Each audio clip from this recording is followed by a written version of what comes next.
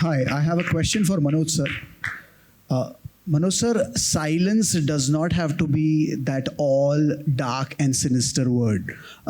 You have been constantly maintaining in all your interviews that when things were not going right for you, you chose to go inward. You chose to maintain that silence and find that sense of spirituality through silence by going deep within you. When things also get ultra competitive, perhaps toxic, you also chose to do that. Can you please shed light on the same, the significance of silence? आपका राब्ता silence से कितना तगड़ा है उस पर मैं हिंदी में जवाब दूं इसको? या बोथ. अच्छा, दो तरीके के चुप्पी आपने एक बात की चुप्पी दो तीन तरीके की होती है. पहली ये होती है कि जब आप जीवन में आपके तूफान आ रहे होते हैं तो मेरा हमेशा मानना है कि बेसमेंट में जाना बहुत अच्छा रहता है, कि तूफ़ान घर को लेके चला जाएगा. बेसमेंट में अगर आप रहेंगे तो आपको नहीं छू पाएगा. बेसमेंट का मतलब वो ये होता है कि चुप होकर के अपनी यात्रा को सोचना और देखना कि आपने क्या सही किया और क्या गलत किया. क्योंकि तूफ़ान के साथ में आप छाती खोल के खड़ा नहीं रह सकते हैं. ज़्यादा सही होता है कि आप अपने अंदर झांक के देखें कि आपने क्या सही किया, क्या गलत किया. और जहाँ तक बात है दूसरे साइलेंस की, तो दूसरा साइलेंस ये होता है कि जब चीज़ें आपके आसपास बहुत ज़्यादा उलझ गई हों तो आप बात करके उसको सुलझा नहीं कर सकते हैं. सारे पर्सपेक्टिव से उस चीज़ को देखना होता है और साइलेंटली उसको एनालाइज करना होता है, और तभी जाकर के आप किसी मकाम पे किसी कंक्लूजन में पहुंच सकते हैं. तो वो साइलेंस ये साइलेंस है, दूसरा वाला. हाय सेंटर, मेरा सवाल मनोज जी से है. सर, मैंने आपके एक इंटरव्यू में आपने बड़ी खूबसूरत बात कही थी कि सिनेमा से अगर वाकई कुछ बदल सकता है तो वो है लोगों के हेयर स्टाइल. तो सर, अगर आप मेरी टाट देख पा रहे हो तो कुछ बता सकते हैं कि मुझे किसका हेयर स्टाइल फॉलो करना चाहिए? नहीं, वो पारुल वो चीज़ बेचती है.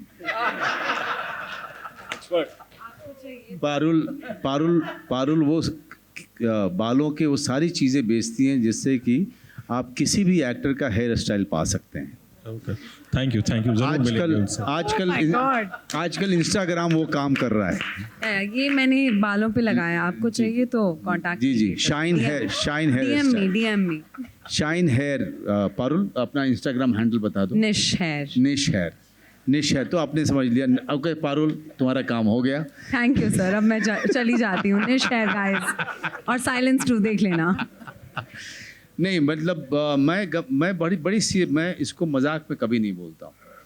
कहीं ना कहीं सिनेमा जो है, सिनेमा हमारे समय को रिफ्लेक्ट करता है. हमारे समय का मिरर हो सकता है, आईना हो सकता है.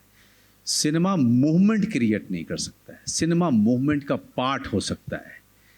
इसीलिए मैंने हमेशा कहा कि सिनेमा अकेले कुछ नहीं बदलता है. सिनेमा एक आंदोलन का पार्ट हो सकता है, एक मूवमेंट का पार्ट हो सकता है. नहीं तो अगर आप देखें तो हर तरीके के लोगों ने, हर तरीके के शासक ने अपने अपने तरीके से सिनेमा या आर्ट फॉर्म को यूज़ किया है. तो आप क्या बोलेंगे उसको? क्योंकि वो सिनेमा या कोई भी आर्ट फॉर्म उसका हिस्सा हो सकता है, कभी भी वो दिशा नहीं दिखा सकता है.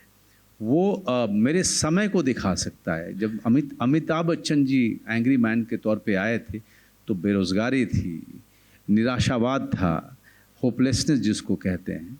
उस समय आम आदमी को पता नहीं था कि अपने आप को वेंट आउट कैसे करे, कहाँ पे देखे. तो अमिताभ बच्चन जी में उन्होंने अपने आप को देखा और वहाँ पर उनकी फिल्में देख करके उन्होंने वेंट आउट किया. उनको लगा कि ये मैं हूँ जो सामने खड़ा है और वो दुनिया से, वो सिस्टम से लड़ रहा है.